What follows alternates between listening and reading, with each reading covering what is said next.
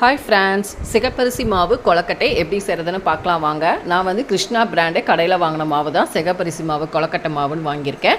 அதை வந்து ஒரு மிக்சிங் பவுலில் சேர்த்துட்டு கூடவே சால்ட்டை சேர்த்துட்டு கொதிக்கிற வாட்டர் சேர்த்து மாவை நல்லா பிசைஞ்சு எடுத்துக்கோங்க. மாவு பிசைஞ்சதுக்கப்புறம் அதுக்கு மேலே நீங்கள் வந்து கொஞ்சமாக ஆயில் அல்லது நெய் தடவிட்டு அப்படியே மூடி வச்சுருங்க. ஒரு மிக்சி ஜாரில் துருவின தேங்காய் கூடவே ஏலக்காயும் சேர்த்து நான் துருவி வச்சுட்டேன்.